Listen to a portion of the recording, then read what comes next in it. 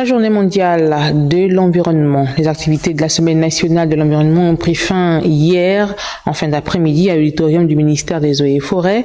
Et c'est le secrétaire général du dit ministère qui a clos les travaux en lieu et place du ministre empêché. On voit tout cela avec Bienvenue Nelkem et Bertin Osaga. La semaine nationale de l'environnement édition 2024, une semaine bien remplie qui se termine en beauté. Nous avons eu des lancements de nouvelles initiatives, notamment l'acquisition par notre pays d'un avion qui va permettre de faire de la surveillance environnementale. Et nous avons eu aujourd'hui en clôture du nettoyage de plage. Extrêmement satisfait, même si on peut toujours faire mieux. Le représentant résident du programme des Nations Unies pour le développement ne cesse d'œuvrer dans le domaine du développement durable et de la résilience au climat. Le financement et l'assistance technique du programme du SGP et au projet communautaire de restauration de l'environnement démontrent la capacité des deux communautés à maintenir un équilibre entre les besoins humains et les impératifs environnementaux.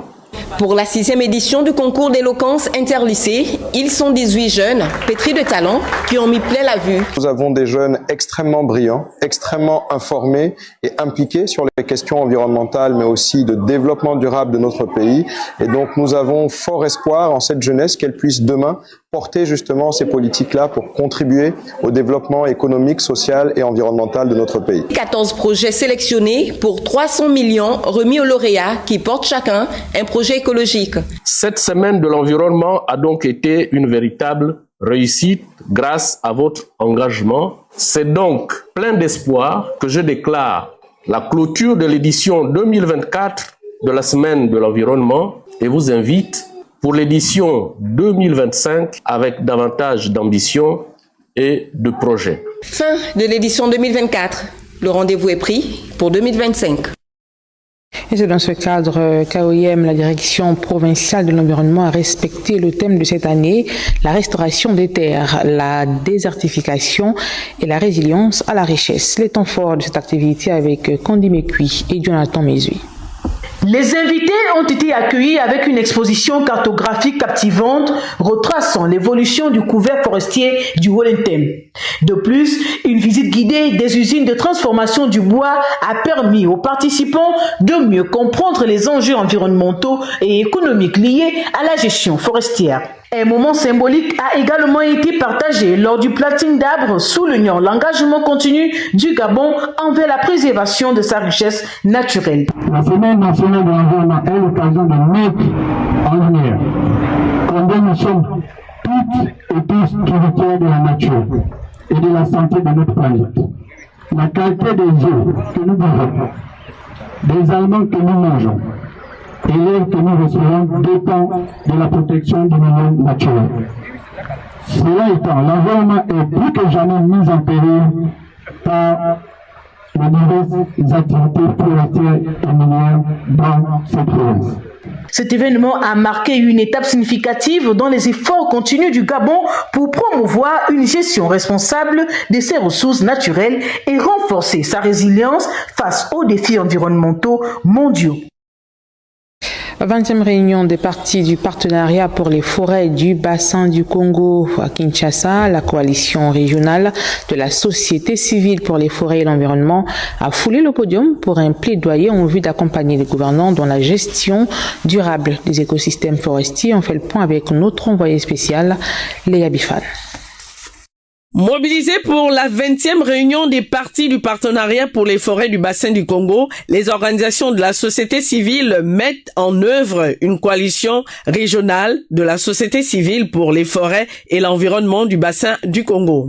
La mise en place de cette coalition, c'était pour essayer d'améliorer le rôle, le positionnement, la constitution de la société civile du bassin du Congo.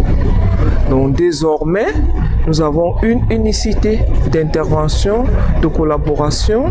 Nous allons avancer ensemble, mais chaque organisation dans son indépendance. Avec une feuille de route d'activité à implémenter sur 12 mois, cette coalition vise une mobilisation collective en faveur de la protection des forêts d'Afrique centrale. Le rôle premier que nous jouons ici, c'est de faire connaître ce nouveau positionnement et cette structuration de la société civile du bassin du Congo.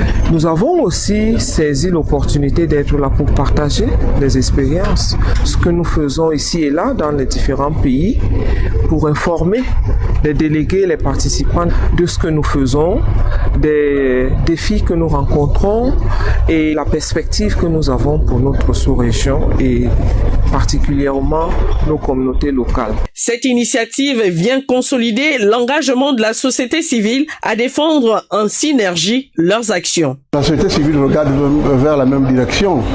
Pour preuve, nous avons eu une réunion préparatoire au Burundi pour harmoniser nos positions. Et au niveau de la CAC aussi, il y a des agences d'exécution qui doivent simplement être opérationnelles sur certains processus. La société civile est partie prenante uniquement au niveau des comités de pilotage, mais sans avoir des activités de terrain. Alors que pour en témoigner de ce que le Gabon fait, il faudrait que les acteurs de la société civile, comme le secteur privé, doivent être sur le terrain.